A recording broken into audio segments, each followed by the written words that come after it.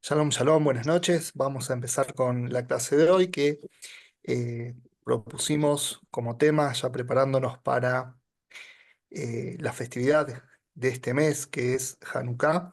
Y hoy precisamente estamos finalizando rojo el inicio del mes en el calendario hebreo. Precisamente estamos iniciando el mes de Kislev, donde el día 25 empieza esta festividad linda, que es la fiesta de las luminarias.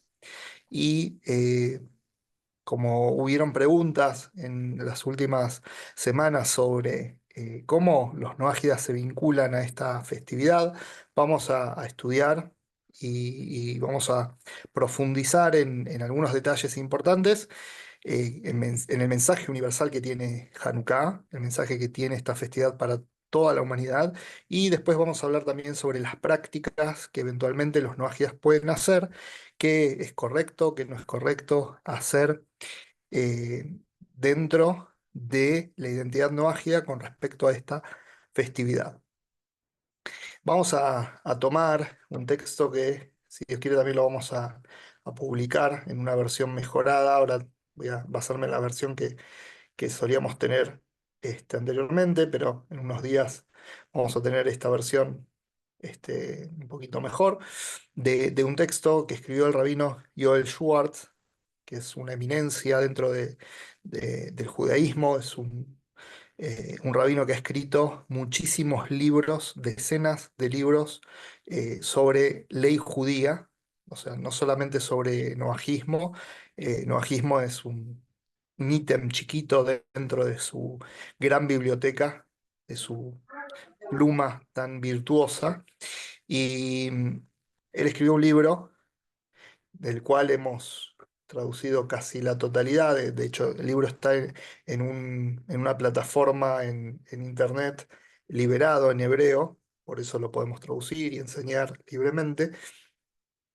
Este libro se llama Moadei Israel, un Mashmautam Leumot Olam Shomrei Mitzvot Benei Noach.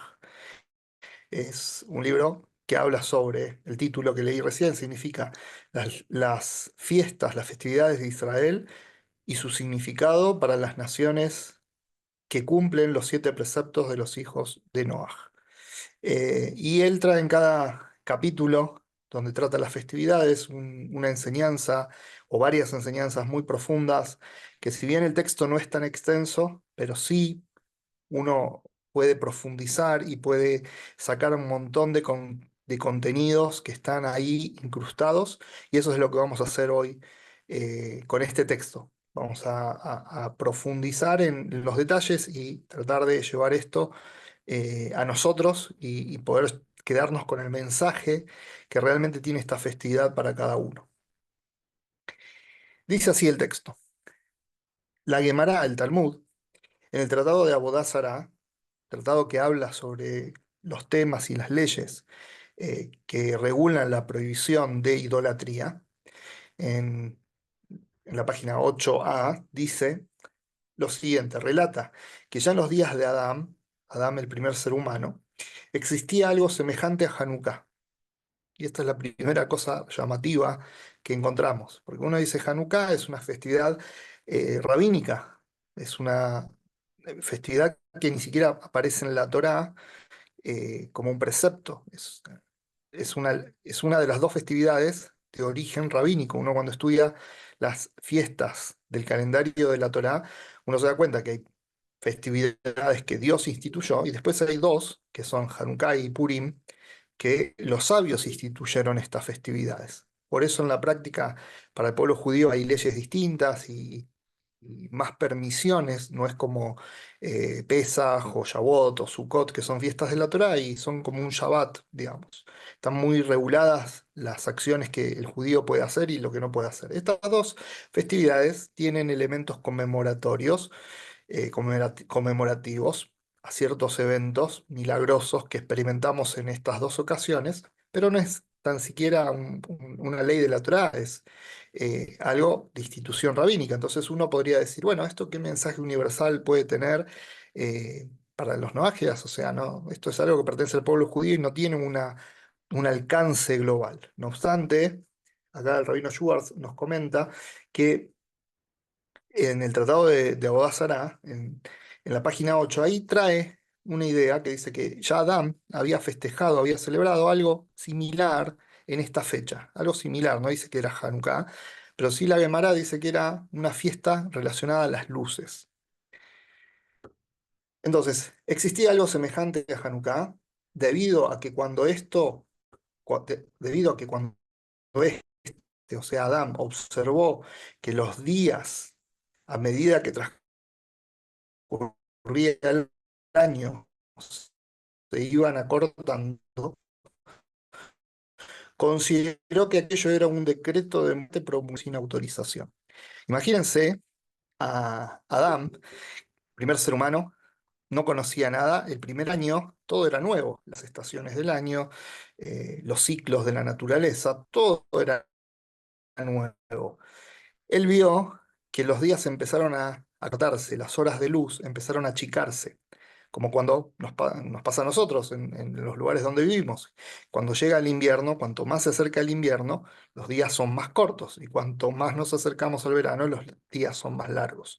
Entonces, él cuando vio que los días se acortaban, no sabía que venía el invierno y después venía de vuelta el verano y que el ciclo continúa y los días se acortan hasta cierto punto y luego se alargan nuevamente. Él dijo, la luz, que era el símbolo de lo positivo, el símbolo de la espiritualidad, de la conexión con Dios, se está achicando, cada vez más chiquita la luz, cada vez menos horas, cada vez la noche es más larga y cada vez cuesta más que llegue el amanecer. Y Adán dijo, esto es por lo que yo hice, esto es porque yo pequé con el árbol del conocimiento. Entonces se sintió responsable de esta situación y dijo, tengo que arreglar esto. O sea, esto es mi responsabilidad. Percibió que el aumento de la oscuridad no era algo bueno en el mundo, o sea, a nivel espiritual. Esto que pasa a nivel físico está mostrando una cuestión espiritual y esto no está bueno. Entonces él dijo, no puedo permitir que la oscuridad venza a la luz. Ese fue el razonamiento de Adán. Tengo que hacer algo para que la luz venza a la oscuridad. Consideró que aquello era un decreto de muerte promulgado sobre él debido al árbol del conocimiento del cual había comido sin autorización. Y el mundo volvería al tohu vabohu, a la confusión y vacío original. La Torá, cuando empieza a relatarnos la obra de la creación, dice que el mundo estaba en un estado de tohu vabohu, ¿sí? De vacío, confusión. Y Adán dijo, Dios está llevando con esta oscuridad el mundo a la destrucción. Esa es la sanción por mi transgresión. El mundo entero, no solo yo, sino que el mundo entero está siendo arrastrado por la oscuridad, por la consecuencia de mi transgresión. Tomó la iniciativa de sentarse en ayuno durante 8 días. Adán ayunó 8 días dedicándose también a la plegaria. O sea, no solo ayuno, sino que hizo tefilá, rezó a Dios durante 8 días para que levantara este decreto. Cuando vio que los días comenzaron a aumentar nuevamente y entendió que esto constituye la dinámica del mundo, entonces realizó 8 días de fiesta. Piensen que esto está en función del hemisferio norte. Para nosotros ahora en el hemisferio sur, estos son los días más largos, pero para quien está en el hemisferio norte, estos son los días más cortos. Los días más cortos llegan al punto límite y luego empiezan a aumentar minutos, minutos, minutos se van sumando y el día empieza a ser más largo. Justo Adán enganchó los últimos días donde se acortan las horas de luz y ahí en ese último tramo hizo tefilá, hizo ta'anit, ayunó 8 días, hasta que empezó a ver que los días empezaron a aumentar, que empezó a ver más luz nuevamente, que la luz fue increciendo, que fue aumentando. Cuando vio que los días comenzaron a aumentar nuevamente y entendió que esto constituye la dinámica del mundo, o sea, ahí entendió, Dios hizo el mundo con esta dinámica, que por momentos la oscuridad avanza, pero la luz hace de retroceder a la oscuridad, como enseñaron los sabios, que una pequeña luz elimina mucha oscuridad. Si uno en una habitación a oscuras enciende una pequeña llama, un fósforo, una vela, algo pequeñito, eso hace que retroceda una cantidad increíble de oscuridad. No es proporcional. El poder que tiene la luz frente a la oscuridad no es proporcional. ¿Por qué? Porque la luz es una entidad, la luz es algo. En cambio, la oscuridad no es una cosa, no es algo. Por definición, la oscuridad que es falta de luz. La luz es algo. Por eso tiene cualidades que son mensurables, que son medibles. Tiene velocidad, por ejemplo. La oscuridad es simplemente el estado de ausencia de luz. Por eso la oscuridad no se la puede combatir. La oscuridad no es algo que yo puedo ir y combatirla. ¿Por qué? Porque no es una entidad. Cuando hay oscuridad, lo que tengo que hacer es encender una luz. Cuando enciendo una luz, la oscuridad desaparece. Y esta es una de las grandes preguntas en la humanidad. ¿Cómo luchar la batalla con la oscuridad? Y esta fue la primera batalla que tuvo Adán. Fíjense que si esto está tan arraigado en el ser humano, que Adán en sus primeros años, en su primer año de vida, en sus primeros días, experimentó esto, experimentó la lucha con la oscuridad.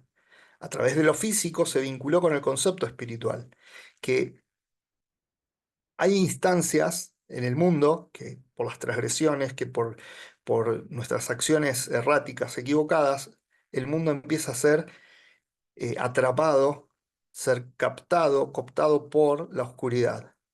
Eh, Eso funciona así, nuestras transgresiones, como el Raman establece en sus 13 principios de fe monoteísta, que las acciones de la persona tienen consecuencias, las acciones positivas, el cumplimiento de mitzvot tienen recompensas, y las acciones negativas, erráticas, erradas, tienen sanción. Entonces, las acciones tienen consecuencias y la consecuencia de las acciones negativas de las prohibiciones es oscuridad. Y la oscuridad arrastra al mundo. ¿Por qué? Porque el hombre fue creado como jardinero del mundo, como responsable y cuidador del mundo. ¿Y cómo cuidamos el mundo? Con lo que nosotros decidimos hacer con nuestras vidas. A veces la persona socialmente, en donde vivimos, en las sociedades, siempre eh, está este comentario, bueno, yo decido sobre mi vida, si me perjudico yo y los demás no tienen que meterse en mi vida porque es mi vida y yo hago de mi vida lo que quiero. Eso es un gran error, porque somos una sociedad y lo que hace cada individuo afecta a los demás. Y esto fue lo que reconoció Adán cuando vio que la oscuridad cada vez iba avanzando. Dijo, esto es mi responsabilidad, esto es porque yo me equivoqué y transgredí. Y el problema ahora no es que yo soy arrastrado dentro de la oscuridad, el problema es que el mundo entero se ve arrastrado dentro de la oscuridad. Entonces, no le preocupó no le preocupó egoístamente su transgresión, sino lo que estaba causando en el mundo entero su transgresión. O sea, el peso es más fuerte. Uno piensa que cuando uno se equivoca, que cuando uno transgrede, bueno, me tengo que hacer cargo de mis responsabilidades, tengo que pensar en las consecuencias que a mí me van a tocar. Eso es egoísmo puro. Cuando uno tiene que hacer teyuvá de las acciones prohibidas, negativas, uno tiene que saber que eso afectó al mundo. Y ahí viene el desafío de la teyuvá. No es solamente lo que a mí me pasa, porque uno piensa que es, bueno, es de uno a uno. Yo transgredí, bueno, ahora viene la consecuencia. No, viene sobre vos, pero vos sos el guardián del mundo, vos sos el que debería cuidar el mundo. Y lo que te afecta a vos le afecta al mundo. Por eso el Raman, cuando habla en las leyes de Teshuvá, que dice que la persona debe verse continuamente como que su vida está en una balanza. Y dice, y no solo él está en una balanza, en equilibrio, que tan solo una acción positiva más inclina la balanza hacia el mérito, y si Dios libre hace una acción negativa, la inclina hacia el demérito, hacia la sanción. Dice, no solo eso, es como una balanza sobre otra balanza, porque vos estás en equilibrio, tu vida está en equilibrio, una sola acción define a dónde vas vos, si a la recompensa o a la sanción, pero esa balanza está sobre otra balanza que es la balanza del mundo, que también está en equilibrio. Entonces, una sola acción tuya no solo inclina tu balanza, sino que va a inclinar la balanza del mundo. que es lo que dice acá. Adán dijo, mi vida yo la incliné hacia lo negativo, pero ahora me doy cuenta que también incliné la balanza del mundo. Entonces, ese es el problema con la oscuridad, que la oscuridad no solo afecta de forma limitada al que hace una acción negativa, sino que eso empieza a tener repercusión. Es como el efecto dominó. Adán dijo, esto se soluciona con una sola cosa, con Teshuvá. Por eso, ¿qué hizo? Ayunó, Tanit. Como la gente de Nínive, otra historia de Teshuvá. ¿Cuál es? La gente de Nínive, que el profeta Yoná, el profeta Jonás, fue a llevar el mensaje divino que Dios iba a destruir Nínive, y la gente dice que 3 días decretaron ayuno, se sentaron en el piso, en arpilleras, y pidieron a Hashem, hicieron tefilá, rogaron a Dios que Dios perdonara, y Dios perdonó finalmente. Lo mismo pasó con Adán. Y acá vemos 2 ejemplos claros de Teshuvá que, como tenemos en los textos de plegaria judía, especialmente los textos de Selijot, de pedidos de perdón, siempre citamos que Dios escucha la plegaria de todas las bocas. Dios escucha la plegaria de todos, por eso Dios escuchó la plegaria de Adán cuando vio que la oscuridad avanzaba. Dios escuchó la plegaria de la gente de Nínive, y así Dios escucha también nuestra propia plegaria, pero esa plegaria tiene que ser una plegaria tan genuina como la de Adán, tan genuina como la gente de Nínive. La plegaria de Adán fue disparada, fue motivada por su conciencia de la puja constante que hay entre la luz que generan nuestras buenas acciones y la sanción, que es la oscuridad espiritual, que viene por nuestras acciones equivocadas, por nuestras elecciones en contra de lo que Dios pide o espera de nosotros. Pero finalmente, después de estos 8 días de tefilá y de hacer tanit, la luz empezó a hacer su efecto, empezó a ganar a la oscuridad, y ahí entendió Adán cómo era la-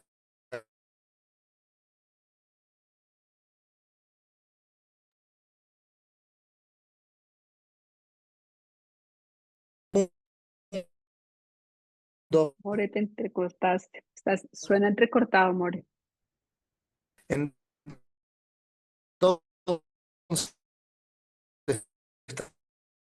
transformó estos 2 días. ¿Por qué? Esto es porque Dios hizo el mundo.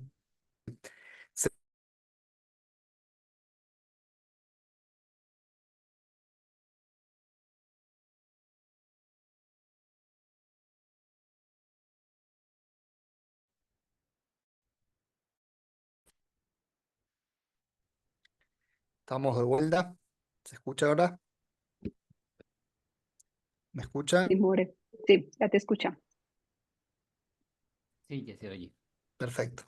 Bueno, entonces estábamos en este punto que eh, cuando dice el texto que Adán se trató la dinámica del mundo, eh, no hablando de la dinámica espiritual. ¿Cuál es la dinámica espiritual? Que la oscuridad es la consecuencia de nuestras acciones equivocadas, y la luz es generada también por nuestra teshuvá, entendiendo que la teshuvá no solamente es el arrepentimiento por nuestras acciones a Dios, es estar de vuelta en conexión absoluta con el Creador. Cuando nosotros estamos en conexión absoluta con el Creador, generamos luz, y cuando generamos esa luz, lo que hacemos es que esa active. Entonces la oscuridad empieza a proceder. Esa es la dinámica del mundo. El mundo es la que gobierna, y eso depende de nuestras acciones.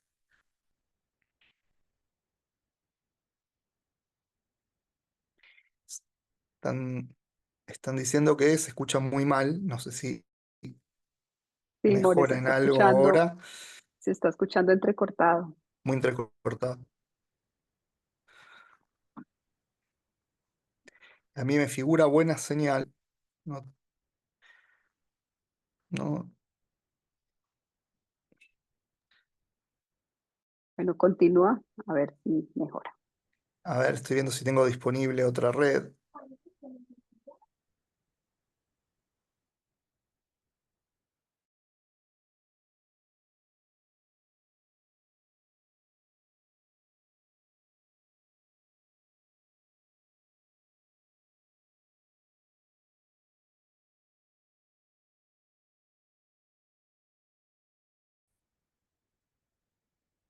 Si se escucha, me confirman, por favor. Ahí te escuchamos. Bien. Bueno, entonces estábamos en este punto donde Adán se da cuenta de la dinámica del mundo, pero no de la dinámica física, sino de la dinámica espiritual, que el mundo o está bajo luz o está bajo oscuridad, pero todo eso depende del ser humano, depende de él, no de factores externos. Cuando él logra revertir la consecuencia de sus decisiones equivocadas y de su camino errado, y ve que la luz física empieza a aumentar, eso fue como una señal para él de que la Teshuvá genera esta luz adicional, esta luz tan potente que hace que la oscuridad retroceda. Y por eso declaró estos días como días de fiestas, días de celebración. Esta festividad originalmente fue observada por la humanidad, pero aquellos que servían ídolos hicieron de aquellos días de fiesta instituidos por Adán festividades idolátricas. O sea, todo lindo. Hasta ahora vimos una gran enseñanza, Adán celebrando la luz, dejándonos este mensaje de responsabilidad, por un lado, que el mundo depende de nosotros, y también de que si nos equivocamos podemos enmendar, y de la fuerza que tiene la Teshuvá. Pero el problema fue el problema que siempre hay, que idólatras nos faltan, gente que se va detrás de vanidades y cosas sin sentido, empezaron a tomar estos días de festividad de forma banal, de forma equivocada, la asociaron a cosas incorrectas, prohibidas, y transformaron algo de precisamente de tanta capacidad espiritual de luz en algo totalmente en oscuridad. Otra vez el paso contrario, volver hacia la oscuridad, que era lo que Adán había dicho, esta es la dinámica del mundo, o el mundo avanza en oscuridad o retrocede, o avanza la luz o retrocede. Entonces, así funciona la dinámica en todas las cosas. Entonces, esta festividad de las luces que había instituido Adán, generaciones después, la gente idólatra, como el Rambam menciona, que cómo empieza la idolatría en el mundo. Las primeras generaciones no es que se van directamente a la idolatría, empiezan a decir, bueno, está Dios, está el creador de todo, pero puso intermediarios. O sea, no se alejan. En la primera generación la gente no se hace idólatra. Primera generación lo que hace es poner socios a Dios, poner intercesores, mantiene la idea lejana de Dios, pero pone otra cosa en el medio. Y con el tiempo ve solamente eso que puso en el medio y se olvida de Dios. Entonces, con esta festividad hicieron lo mismo. La festividad de las luces original que había instituido a Adán, que nos contó la Guimará ahí en Abodá Zará, que Adán instituyó estos 8 días como días de luz y de celebración, la transformaron en fiestas que después se conocieron con los nombres de calenda, de ahí calendario. Esto puede ser el inicio del año, como es el 1 de enero.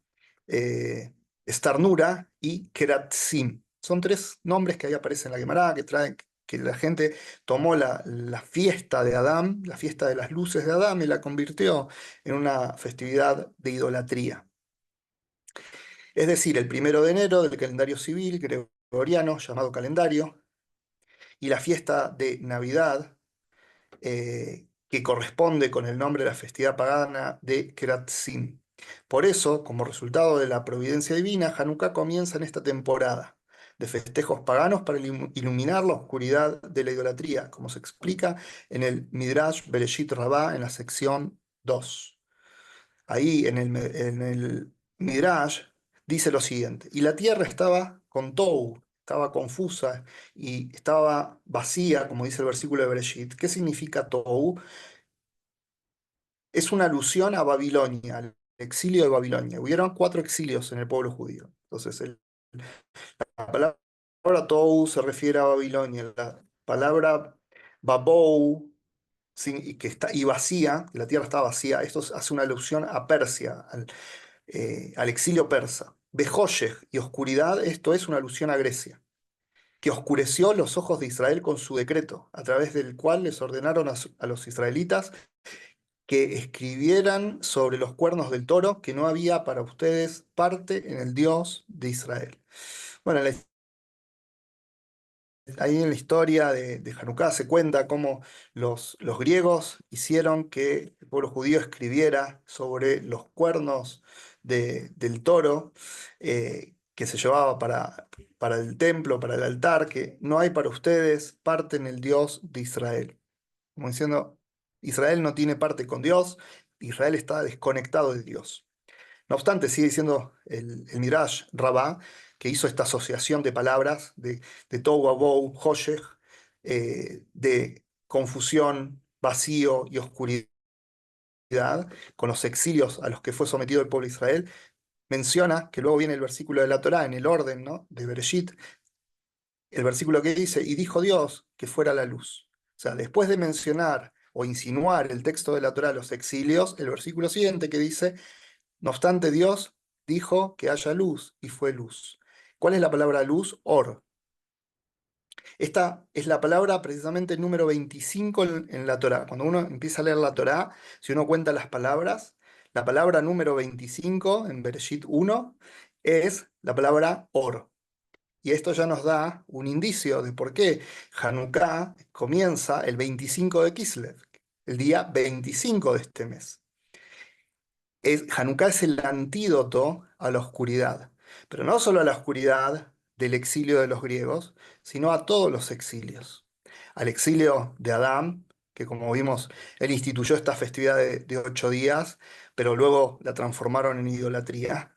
Vinieron los griegos y tomaron el templo y lo impurificaron, hicieron sacrificios de animales impuros, quisieron socavar la santidad del templo. O sea, lo mismo que pasó con Adán, tomar lo sagrado y llevarlo al terreno de la oscuridad. No obstante, la solución de esto, que es Hanukkah, la luz. Como dicen los sabios, que Dios crea primero el antídoto, el remedio, antes que la enfermedad. Cuando Dios manda una enfermedad al mundo, primero tiene la solución. Después está en uno si uno va a tomar la solución o no. Adán en sus primeros días tomó la solución. Cuando vio que la oscuridad avanzaba sobre el mundo, hizo 8 días de tefilá, de ta'anit, de ayuno, era el remedio y logró la curación. Pero la curación ya estaba en la Torá. Cuando la Torá empieza a relatarnos la creación, en el lugar, en el puesto 25, aparece la palabra Or, que es luz. Y precisamente en el 25 de Kislev es donde se efectuó el milagro de la victoria de Israel sobre la dominación griega. Y también se encontró una vasija de aceite puro que milagrosamente se había salvado tras haber profanado los griegos el sagrado santuario de Jerusalén y haber impurificado todos los reservorios de aceite.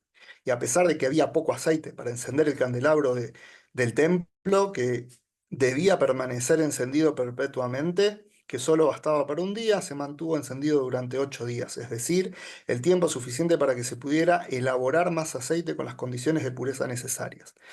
Es conocido el milagro de Hanukkah, que el aceite que tenía que arder por un día duró 8 días hasta que se pudo hacer nuevamente aceite puro.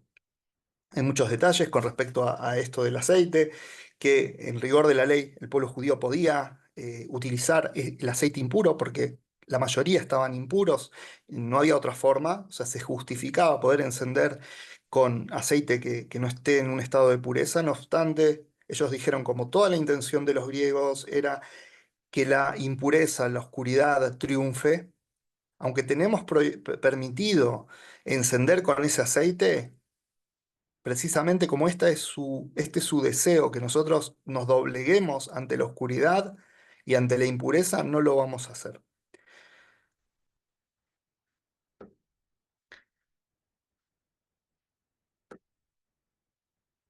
Y la costumbre del pueblo de Israel, en base a este milagro, es encender luces de preferencia con aceite de oliva para evocar el mencionado milagro en correspondencia a estos 8 días, agregando cada día una luz adicional. Entonces, otra de las enseñanzas que nos trae Hanukkah tiene que ver con la identidad, con quiénes somos.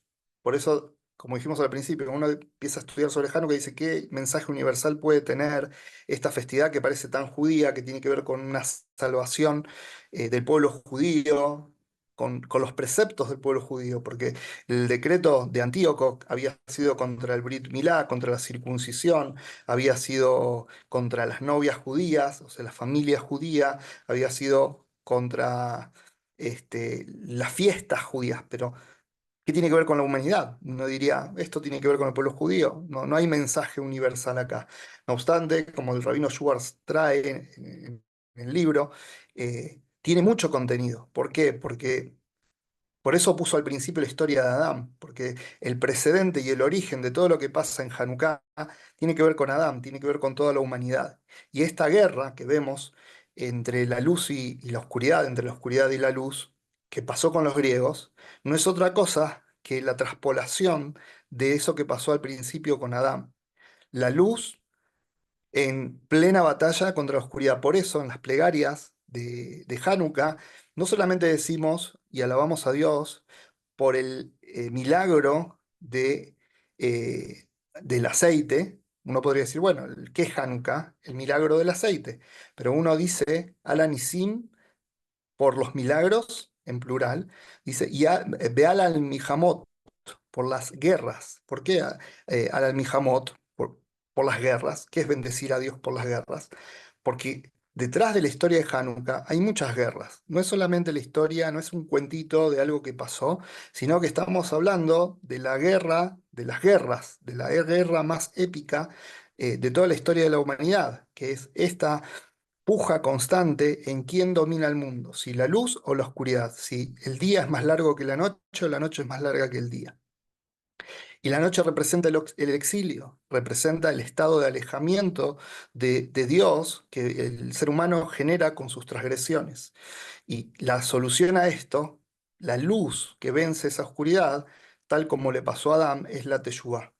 Es esto mismo que hizo por reflejo inmediatamente a Adán y que a veces a nosotros nos cuesta, que no tenemos ese reflejo. Adán, enseguida que vio la oscuridad avanzar, dijo, esto es por mi transgresión y yo llevé al mundo a la oscuridad, yo lo tengo que solucionar. ¿Y qué hizo? Voy a, voy a ponerme a hacer tefilá durante 8 días, me olvido de todo, hago teshuvá, hago ta'anit, hasta que Dios me perdone y haga que la luz se incremente. Entonces, esta es la guerra, o estas son las guerras de Hanukkah, y todos estamos involucrados en esta guerra. Por eso, sigue diciendo el rabino Schwartz, sin carácter de obligación, es apropiado para los noágidas encender luces en Hanukkah, ya sea en el primer día de la festividad, lo cual es un símbolo de la victoria de los que tienen emuná, tienen fe en Dios, sobre los griegos que se apegaban a los ídolos.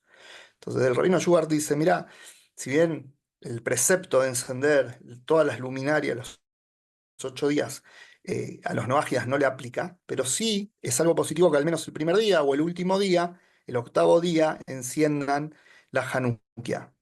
En opinión del rabino Schwartz, no es correcto que los noajias se enciendan todos los días, igual que hace el pueblo judío.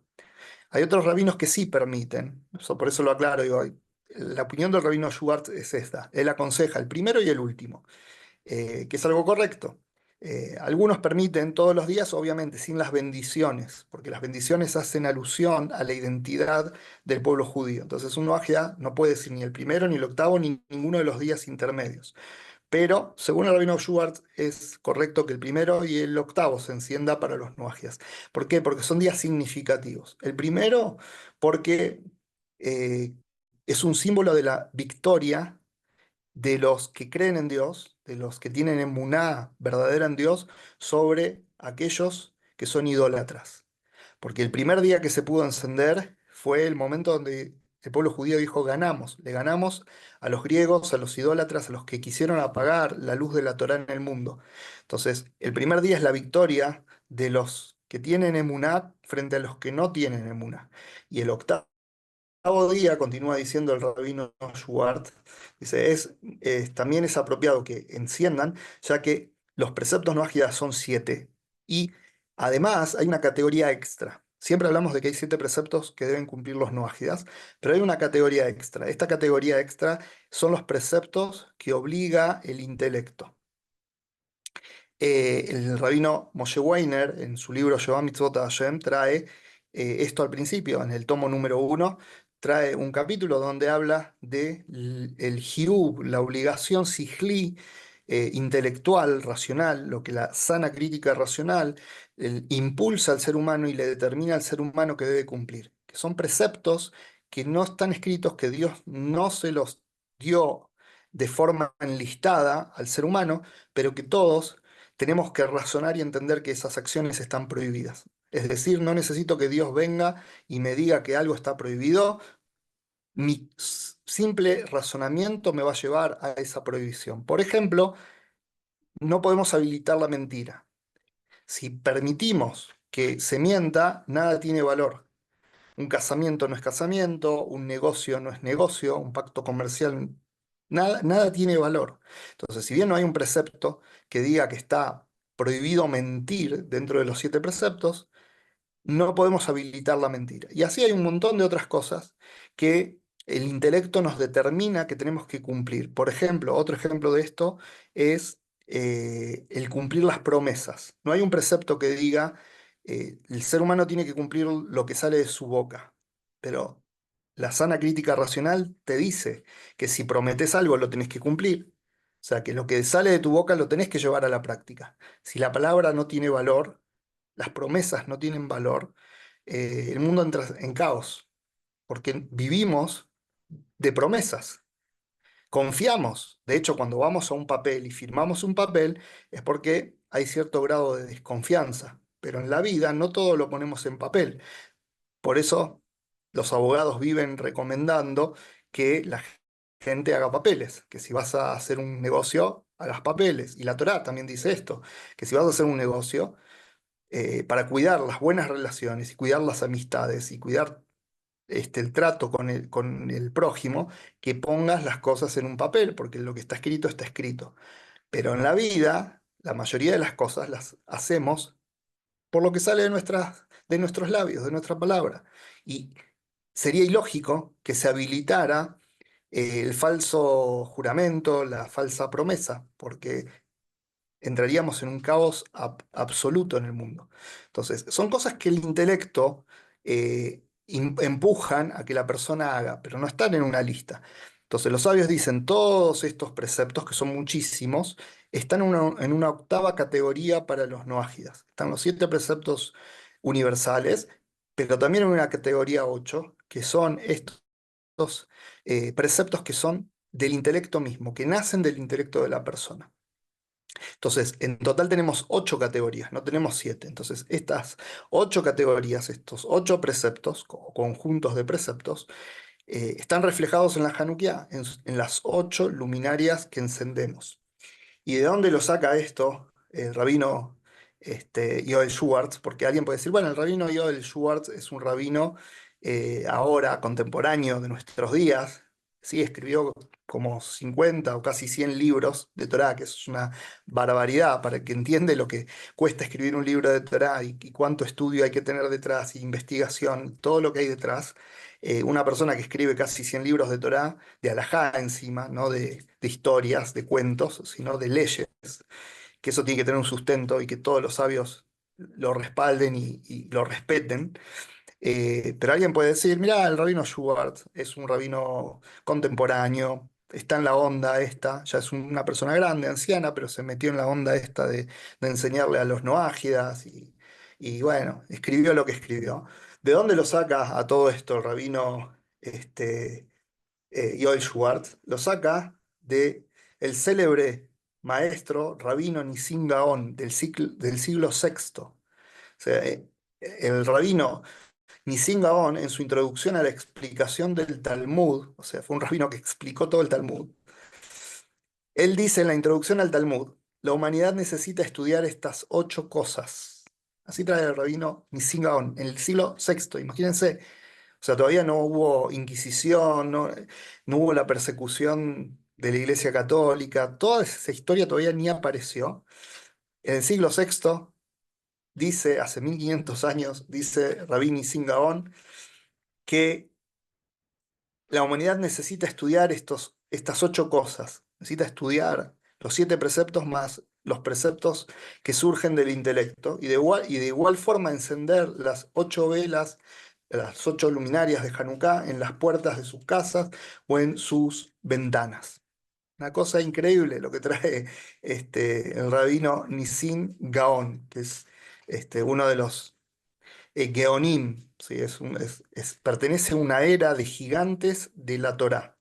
Eh, Así que bueno, esa es la fuente que cita el rabino Schwartz para explicar todo lo que explicó antes. Porque alguien podría decir, bueno, todo lo que el rabino Schwartz dice hasta ahora es algo que se lo inventó, hizo un poco del Jaim, tomó un poquito de vino de más en Shabbat y se fue a dormir y soñó con todo esto. No, en realidad todo esto lo sacó de la Gemara, del Talmud de Abodá Zará 8a y de la introducción al Talmud que hace el rabino Nissim Gaon. ¿Por qué resalto esto? Yo les dije que este texto era un texto que quizás incluso alguno ya lo leyó porque lo hemos publicado en otras ocasiones, pero yo le estoy poniendo el énfasis y subrayando ciertos datos que quizás uno lo puede leer de pasada y uno dice, sí, el Talmud dice en tal lado, el rabino Nissim Gaon. Pero esto cuando uno lo pone en contexto, en la historia judía, ¿quién lo dijo? ¿En qué momento lo dijo?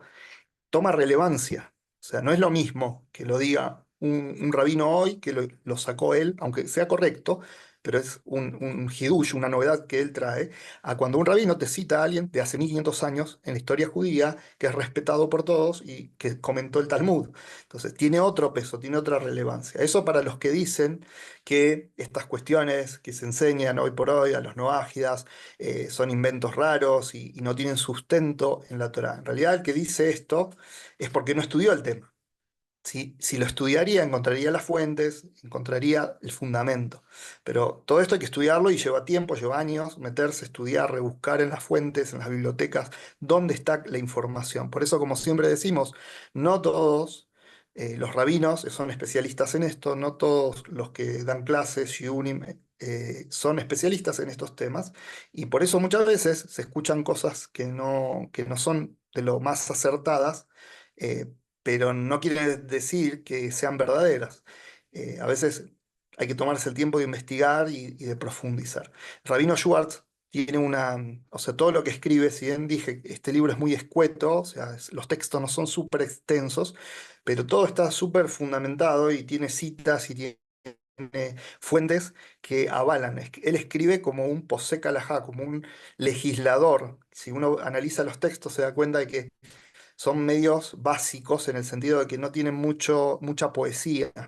Yo al principio dije, este año vamos a publicar de este texto una versión mejorada, porque le vamos a poner algún aditivo nuevo para que sea un poco más amigable. La forma de escribir del Rabino Schwartz es una forma muy técnica, muy de la ley judía, pero tiene un sustento que no lo tienen muchos otros libros. Por eso siempre lo citamos y lo traemos, no es de molestos o de que no hay otra cosa, pero esto es como un fundamento para los noágidas. Pueden entrar en la página web y ver todos los artículos que llevan el nombre, el mensaje universal de Pesach, Rosh Hashanah, Sukkot, Shemini Atzeret, Hanukkah, Purim, de todas las festividades, todos están titulados como el mensaje universal. Todos esos textos están basados en este libro del Rabino Schwartz. Hoy le estoy haciendo mucha propaganda al Rabino Schwartz, pero bueno, hace años que venimos estudiando con libros de él, con textos de él, y como dicen los sabios también, que el que cita la fuente acerca la geulá, acerca la redención. Sigue diciendo el rabino Schubert, es apropiado también comer en los días de Hanukkah alimentos relacionados con aceite, al aceite, ya que este, y en especial el de oliva, es el símbolo de la sabiduría.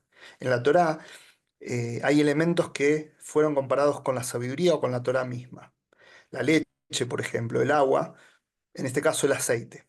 Y es nuestro trabajo iluminar al mundo a través de la sabiduría divina.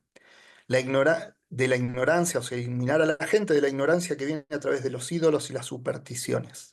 O sea, el que llegó al monoteísmo, el judío que nace dentro del monoteísmo, tiene que iluminar el mundo con la luz de la sabiduría divina. Y el noágida, que llega también al monoteísmo y a conocer la sabiduría divina, tiene la obligación de iluminar el mundo. Y para iluminar necesito dos cosas. Necesito aceite, necesito una mecha. Una mecha sin aceite se quema y no se funde en 2 minutos, en un segundo.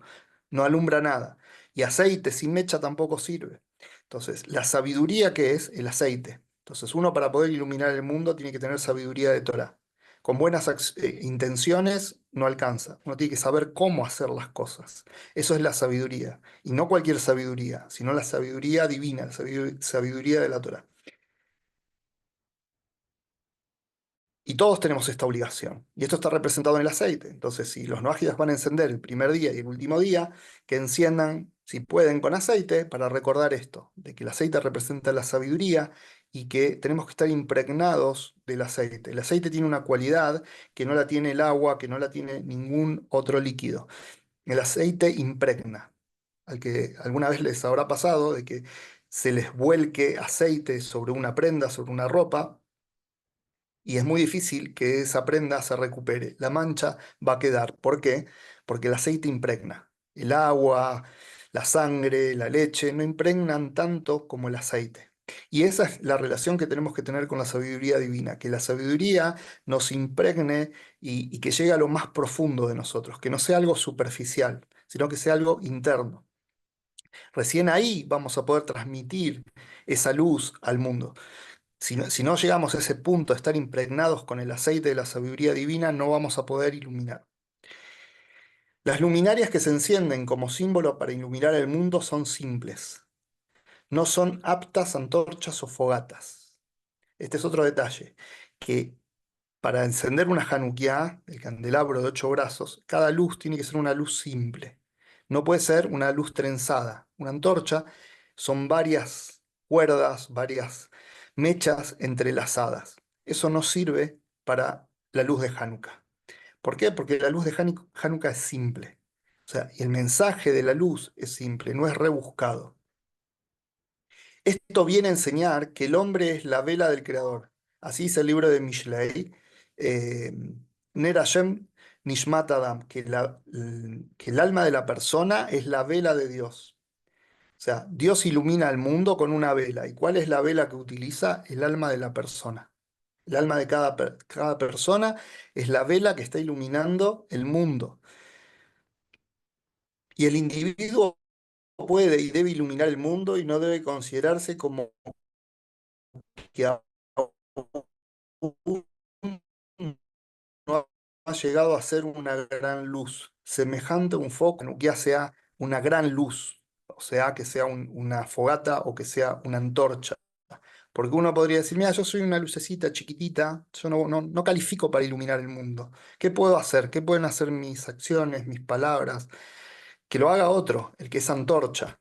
No, la luz de Hanukkah, que tiene que iluminar la oscuridad del mundo, tiene que ser una luz chiquitita, simple. Como dijimos al principio, una pequeña luz tiene la capacidad de disipar mucha oscuridad. Entonces, esta cualidad o esta exigencia que tiene la menorá, la Hanukkah, de que no pueden ser luces compuestas,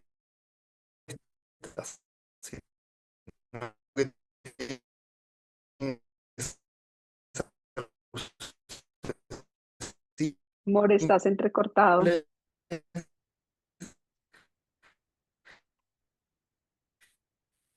simples.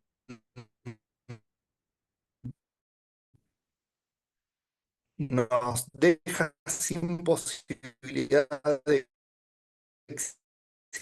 Amor, estás entrecortado. existir. Todos tenenciara mucho si se recupera. Siguiente,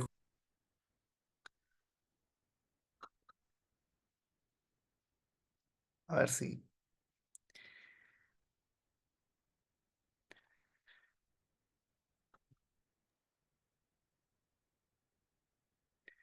estoy cambiando de red, a ver si consigo mejor señal. Ya. Ya te escuchamos mejor.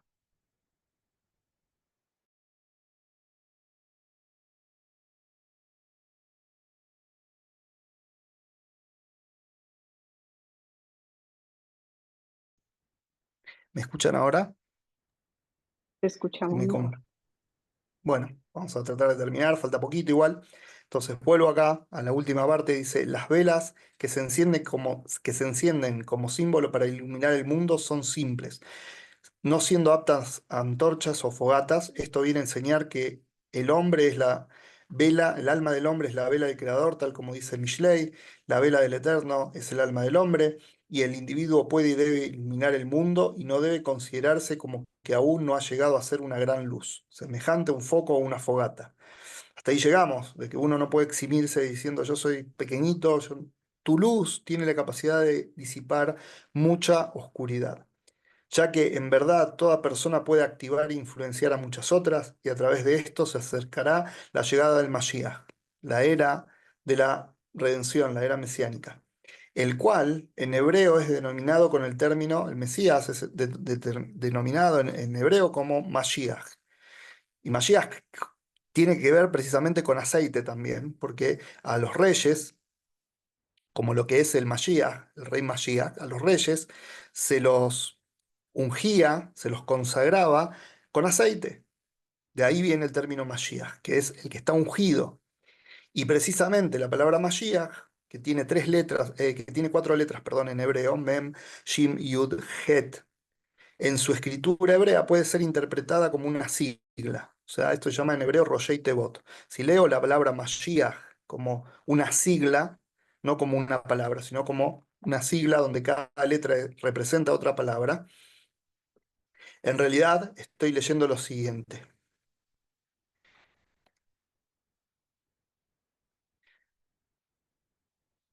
Mashiach se podría leer así. Madlikin Shemonat Yemei Hanukkah. ¿Sí? Madlikin, de la M de Mashiach, la Mem, Shemonat, que eso es 8, Yemei, la Yud de Mashiach, Yemei, los días de Hanukkah, la Het final de la palabra Hanukkah. Entonces, hay una sigla, hay como un mensaje oculto en la palabra Mashiach, que lo puedo leer así, como que encendemos las 8 luces de los días de Hanukkah. Entonces, cuando encendemos la Hanukkah, lo que estamos también anunciando es la llegada del Mashiach. Por esto es apropiado, dice el rabino Yuad, recitar la siguiente alabanza en el momento del encendido o en el primer día de Hanukkah, aún si no se encendieron las luminarias. Los noajias pueden encender la luminaria y si no la encienden no pasa nada, pueden no encender y decir este texto, o pueden hacer ambas cosas. El texto dice lo siguiente: te agradecemos por los milagros, por la redención, por las poderosas acciones, por los actos de salvación y por las maravillas que tú has hecho para con nosotros, para con tus amados, perdón, que has hecho para con tus amados creyentes en ti, en los días de Matitiau, hijo de Yohanan, el sumo sacerdote, el Hashmonaí y sus hijos, cuando el malvado reino helénico se levantó contra tu pueblo para hacerles olvidar tu Torá y olvidar los decretos de tu voluntad. Pero tú en tus abundantes misericordias te erigiste junto a ellos en su momento de aflicción, libraste sus luchas, defendiste sus derechos y vengaste el mal que se les había infligido. Entregaste a poderosos en manos de débiles, a numerosos en manos de pocos, a impuros en manos de puros, a malvados en manos de justos y a pecadores deliberados en manos de aquellos dedicados a tu Torá. Y para ti hiciste un nombre grande en tu mundo, y para tu pueblo Israel efectuaste una inmensa salvación y redención hasta este día. Luego tus hijos entraron al santuario de tu casa, limpiaron tu templo, purificaron tu santuario, encendieron luces en tus sagrados atrios y fijaron estos 8 días de Hanukkah para agradecer y alabar tu gran nombre, y consecuentemente el resto de la humanidad también ameritó liberarse de la fe en los ídolos. Acá al final el rabino Schwartz modificó, hizo esta versión para que digan los noágidas. Así que el final de toda la descripción que tiene esta plegaria de la victoria del pueblo de Israel sobre los griegos, finalmente en qué se traduce, que se cumple la profecía de Ishayahu, del profeta Ishayahu, que dice que el pueblo de Israel es Or Lagoim, es luz para las naciones. Y el rabino Schubert agrega, y consecuentemente el resto de la humanidad también ameritó liberarse de la fe en los ídolos. Los griegos eran sumamente idólatras, y cuando el pueblo de Israel venció a los griegos, no solo se liberó a sí mismo de esta opresión, sino que también liberó al mundo de el flagelo de la idolatría que transmitían los griegos. Asimismo, también es apropiado leer en libros de historia sobre las duras batallas que desplegaron los idólatras sobre los creyentes y de qué forma obtuvieron victoria unos pocos fieles a Dios sobre muchos servidores a la idolatría. Que esa fue la historia de Hanukkah. Hay muchos libros que hablan de esto, detalles de cómo fueron las guerras, fechas, años, quiénes, cómo, pero en definitiva era un puñadito muy chiquito de judíos, los Hashmonaim, que decidieron defender el monoteísmo, la fe en Dios, y se enfrentaron a un imperio idólatra. En la comida festiva de Hanukkah, idealmente debería llevarse a cabo en el primer u octavo día de la festividad, es apropiado entonar canciones diferentes en relación a Hanukkah, por ejemplo, Mao Tsur, que esto es una canción típica, que habla sobre que Dios es la roca de la salvación, a ti es adecuado alabar, establece la casa de plegaria, que es el templo, eh, y allí un sacrificio de agradecimiento ofrendaremos. Obviamente las naciones también van a poder subir al templo de Jerusalén en el futuro, en la era mesiánica, como dicen en el Tanaj, que van a subir de mes en mes, de Shabbat en Shabbat, a reconocer a Dios. Y los comentaristas ahí hablan de que en realidad, ¿qué dice? Van a ir a reconocer a Dios. No solamente van a ir a decir Dios te reconozco, sino que dice van a ir para aprender la emuná en Hashem. Hoy leí justo un comentario que explicaba así, dice, ¿a qué van a ir a Yerushalayim todos los meses, Rojo de Shabbat? Van a ir y dice, toda carne va a ir. Dice, toda carne quiere decir no solo hombres, sino también las mujeres. Dice, ¿por qué tienen que ir hombres y mujeres? ¿Por qué todo el mundo tiene que ir? ¿Qué de especial hay que vayan una vez? ¿Por qué tienen que ir todo el tiempo? Esta explicación decía así, porque van a ir a nutrirse y aprender de la emuná en Hashem, de la fe en Hashem. Y en eso no hay límite, entonces van a tener que ir constantemente. Ese es el futuro de las naciones, como dice el profeta, las naciones que queden esa va a ser su rutina, van a subir todo el tiempo a Jerusalén, a Jerusalén, al templo, a nutrirse de la emuná, de la fe en Dios.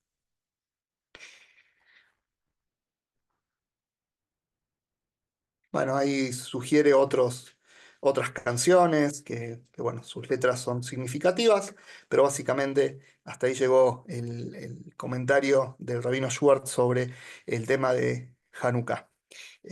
Bueno, le dimos un poquito más de profundidad y de vuelo con algunos énfasis, pero básicamente es lo que dice el artículo y creo que para muchos es esclarecedor, ya que es el primer Hanukkah que quizás están eh, en el grupo y que tenían dudas sobre qué hacer, cómo hacer. Bueno, básicamente acá está la respuesta a todo eso. Igualmente ahora escucho si hay preguntas, escucho y respondo. More, una pregunta. Este mes, por ser un mes de tanta idolatría, es un mes como con mucha oscuridad, ¿sí? Aparte del encendido, como lo recomienda el rabino, ¿qué más podemos hacer? Primero, es un mes de oscuridad, sí, pero como dijimos, Hashem tiene la luz como antídoto de antemano. Entonces nosotros no tenemos que fijarnos en que hay oscuridad en el mundo. Nosotros tenemos que ver que tenemos la herramienta, que tenemos la luz de Hanukkah. Entonces no hay que darle entidad a la oscuridad. Lo que tenemos que darle entidad a la luz. ¿Qué nos interesa la oscuridad que hay en el mundo? Que hayan 20 navidades, que hayan todas las idolatrías que quieran. Nosotros tenemos la luz. Entonces, no estemos preocupados por la oscuridad. celebremos la luz, que es lo que hizo Adán. O sea, esa es la virtud. Por ahí pasa la cuestión. Entonces, sí, hay oscuridad en el mundo. Baruch Hashem, nosotros no estamos en esa oscuridad. Baruch Hashem podemos encender una luz muy grande y que va a ayudar a mucha gente para que salga de la oscuridad. Entonces, eso es lo que hacemos. Entonces, no hay que preocuparse, ¿no? Creo que hay que minimizar la pregunta. Gracias, More. Santi y luego la señora Gloria. Adelante. Sí, mi pregunta es sobre la palabra Hanukkah, o sea, literalmente qué traduce Hanukkah y no sé, tal vez como hay un significado relacionado con su etimología o algo detrás de la palabra.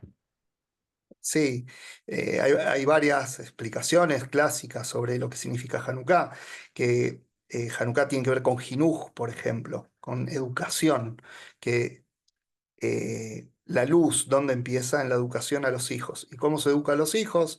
Dicen los sabios, no con las palabras, sino con los hechos. A los hijos no les interesa el sermón que le dan los padres, las palabras, como se dice el dicho, entran por un oído, salen por el otro, pero a los hijos les queda grabado de por vida lo que ven en los padres.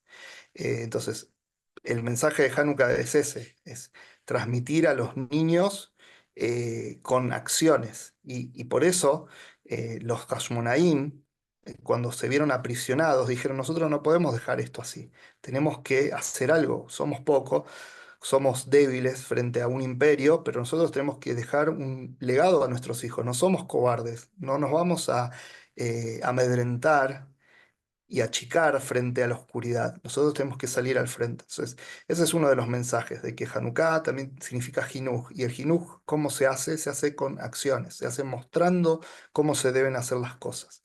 Eh, sí, hay muchas enseñanzas, hay libros enteros que hablan sobre Hanukkah y qué significa y todo eso, pero bueno, la clase tenía más que ver con los noágidas y qué enseñanzas concretas pueden tomar los noágidas y qué pueden hacer en esta fecha. Muchas gracias, Gracias, More. More. Adelante, señora Gloria. Gracias, More, muy buenas noches. No alcanzo a escuchar alguna parte de la enseñanza, pero mi pregunta es lo siguiente. Yo le entendí que los no ágida podemos, digamos, prender la luminaria el primer día y el último día, ¿sí? Sí. Entonces, digamos, si tenemos la Januquía, lo podemos hacer directamente en la Januquía, ¿verdad? Sí, sí, sí, en la Hanukkah Sí. como Ah, bueno, corresponde. Sí, sí. Sí, es, igualmente yo mencioné que yo respeté lo que está escrito del rabino Schwartz, que él sugiere el primer día y sí, el octavo día. Hay rabinos que dicen, pueden encender incluso todos los días sin decir la brajá, sin decir la bendición. Eso está claro. Ningún rabino avala que los noágidas digan la bendición que aparece en el Sidur, en el libro de rezos judío, al momento de sí. encender la Hanukkah. Pero, digamos, están las dos opiniones. Quienes dicen, el rabino Schubert básicamente dice el primero y el último, y hay algunos que dicen pueden encender todos los días, mientras no digan la bendición, no pasa nada. O sea, ahí Exacto. no queda Ya sería discreción. decisión, exacto, ya sería Sí, decisión nuestra. Listo, esa sí, es una. La otra es, nosotros pues para esa festividad, me refiero a nosotros, a mi familia, de pronto a la comunidad donde digamos, de donde estoy, ¿sí? Hacíamos un arreglo, digamos, como de una corona, pero con dulces, con lucecitas, y decoramos el apartamento con algo como con un pendón que dice Happy Hanukkah. ¿Eso lo podemos seguir haciendo? sí, se puede decorar, se puede poner Happy Hanukkah o lo que quieran, pero siempre que los adornos, en lo posible, que no, yo recomiendo esto, que los adornos no sean al estilo navideño. O no, Por ejemplo, digamos, sí, sí, digamos por nosotros es ejemplo, algo, es como como si fuera sí, como si fuera una corona, pero es azul, es totalmente azul, y ¿cómo es que se dice?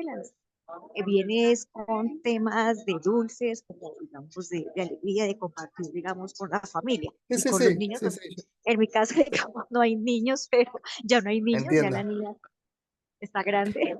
sí, sí, entiendo, Entonces, entiendo. Hago la eh, aclaración porque ya que estamos hablando del tema, quizás otra persona está escuchando y ok, es sí, sí, bueno, señor. es bueno Oh, o sea, yo cuando doy una respuesta trato de darla general. Sí, Eh, perfecto. digo, por ejemplo, puede pasar de que en el mercado, en estas fechas, en diciembre, al menos aquí en Argentina sucede así, que hay unas lucecitas, son cables que vienen con muchas lucecitas, que son típicas de Navidad.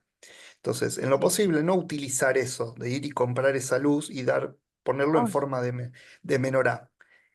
No pasa ah, no, nada, no. pero no pasa nada, pero el Sí. que mira a simple vista está viendo como el adorno navideño, por más que se lo ponga de otra manera. Entonces es mejor Ah, como mantener como una diferenciación. Si voy a hacer una señal, algo de que estoy celebrando Hanukkah con el mensaje que implica Hanukkah, que sea eso, no que se preste para otras cosas. ¿Entiendes? O sea, a veces hay cosas que no entendí. están hay cosas que no están prohibidas, pero uno tiene que cuidarse también de cómo se interpretan desde afuera. ¿Sí? A veces hay que tener cuidado con los detalles. Eh, hay gente que no es cuidadosa con los detalles, pero no sé, voy a hacer un comentario así genérico de que a veces veo en internet ciertas fotos y hay gente que no cuida detalles de las fotos. O sea, en las fotos aparecen cosas que no deberían estar ahí en un contexto monoteísta, por ejemplo. Eh, pero bueno, el que está en el camino del estudio y está aprendiendo, debe tratar de ser, si hace algo, tratar de hacerlo de la mejor manera. Y eso siempre es cuidando los detalles. Entonces, por más que uno haga algo permitido, no hacerlo de forma que alguien de afuera lo interprete como otra cosa. Listo, María, muchas gracias. Gracias, More. ¿Hay más preguntas? ¿No? Bueno. More, Bueno, ahorita que mencionas que hay que tener cuidado con los detalles, yo particularmente no soy partidaria de que los no ágidas usen kipa, ¿sí? sí. Porque no corresponde. Entonces no sé si estoy bien o estoy mal. Sí, depende del lugar, el contexto. Por ejemplo, aquí en Argentina, hay lamentablemente, ahora, gracias a Dios, ya no tanto, pero hubo un momento donde había muchas comunidades mesiánicas, de estas sectas cristianas que toman cosas judías y las mezclan. Entonces, si alguien no judío lo veías en la calle con una kipá, era un mesiánico. Entonces, yo acá a todos los noágidas siempre les recomendé, no se pongan una kipá para salir a la calle. ¿Por qué? Porque en la comunidad nos conocemos todos. Y si te ven con una kipá, lo que va a pensar la gente en la comunidad es que sos un mesiánico. Y la verdad que para un noágida, que los demás piensen que es un mesiánico idólatra, es denigrante. O sea, por el bien de la persona, yo acá le recomiendo no te pongas una kipá. En rigor de la ley, los rabinos que permiten que el noágida use una kipá dicen que le tiene que bordar, le tiene que escribir la frase Ben Noaj, como para que se identifique. Y de hecho, por ejemplo, yo 5 años tuve un grupo de estudios en el Gran Templo Paso de Argentina, que ahí muy amablemente el rabino Yossi Bongarten nos abrió las puertas durante 5 años. Y como eran no ágidas las personas que iban, entonces habíamos mandado a hacer unas kipot que estaban bordadas y decían Ben Noaj, para que cuando entraran al templo la gente se pusiera, los varones se pusieran la kipá, y era solo para el templo, luego se la sacaban, ¿no? Nadie salía a la calle con eso. Entonces dentro del templo se entendía que por respeto al lugar y todo, los no ágidas se ponían la kipá, que estaba identificada. Si entraba un judío y veía a esa persona, sabía que era un no ágidas, no lo confundía con un judío. Por eso digo, depende del contexto, depende del lugar. No hay que, en esas cosas, a veces no hay una respuesta permitido o prohibido absolutamente. Depende de dónde, depende de las circunstancias. Entonces yo acá les recomiendo en la calle no, si vamos a hacer una actividad en el templo, sí, con la condición, como dicen algunos rabinos, de que la equipa diga Ben Noah. Hay que buscar soluciones a veces, no es blanco o negro, también hay grises. Pero en la calle lo que sugiero, no solo acá, creo que en Sudamérica en general es así, para evitar confusiones, lo mejor es que no, en la calle no. Si el punto es, ¿por qué el judío usa una kippah? Para tener a Dios presente siempre, que Dios siempre lo está mirando, pero también puede ser con una gorra o con un sombrero. De hecho, hay judíos que usan sombreros, o algunos usan sombreros de piel. O sea, hay muchas formas de cubrirse la cabeza. Entonces, un noagia no necesariamente tiene que ir con una kipá. Si el punto es por el temor a Dios, lo puede hacer con otro elemento, una gorra, un sombrero. Gracias, More. Nos queda la última pregunta. Eh, los noágidas solo celebramos las fiestas que no son las solemnes del Eterno. No, en todas las festividades hay un mensaje universal, que esto es lo que explica el rabino Schwartz en este libro. Nosotros nos dedicamos a enseñar y explicar ese mensaje, ya sea desde el texto del rabino Schwartz y de otros lugares también. Lo hacemos todos los años y publicamos en noagidas.org también artículos hablando del mensaje de cada festividad, qué cosas le aplican a los noágidas y qué pueden hacer los noágidas en esa festividad. Entonces, Pesaj, Shavuot y Sukkot, que son las fiestas solemnes, o mejor dicho, de peregrinación cuando está el Templo de Jerusalén, en esas fiestas hay muchos mensajes para los noágidas. No tienen que hacer las mismas acciones o los mismos preceptos que hace el pueblo judío. Eso está claro, que los noágidas no tienen que cumplir como un precepto las festividades. Pero hay muchas cosas que sí pueden hacer para conectarse con el mensaje universal que tienen las festividades. Bueno, todo el resto lo vamos a explicar en el resto del año, en las clases, así que no se preocupen que oportunidades no nos van a faltar para hablar de cada festividad, si Dios quiere. Gracias, More. No hay más preguntas. Bueno, Muchísimas gracias. les dejo nada más la siguiente información, después se lo comparto en el grupo, está ya disponible en el podcast de Rosh Hashanah, lo publiqué hoy a la tarde, pero ya está disponible por si quieren profundizar un poquito más sobre el tema del inicio del mes, ahí en el podcast, en Spotify lo pueden escuchar. Así que bueno, todo lo mejor, estamos en contacto, que tengan una linda noche y More, perdón, nos hablamos en el discúlpame. grupo. Queda una pregunta de Santiago, Santi. Sí, perdón, es que me acaba de surgir la pregunta. Y es sobre, bueno, digamos como, yo pienso como en pro de, como generar identidad no ágida. ¿Hasta qué punto se puede, digamos, crear como ciertas costumbres sin ir a transgredir, como crear preceptos o algo así, digamos, transgredir en ese sentido? Pero sí, por ejemplo, no sé, alguna costumbre, yo pensaba tal vez para esto de Hanukkah, si bien obviamente, como muy bien lo explicó, no se puede, digamos, decir la bendición al encender las luces. Digamos, si tal vez como encender las 8 luces en la Hanukkah o digamos en otro sentido, también como aludiendo a las 7 leyes más la que mencionó hoy de, digamos, como el sentido común.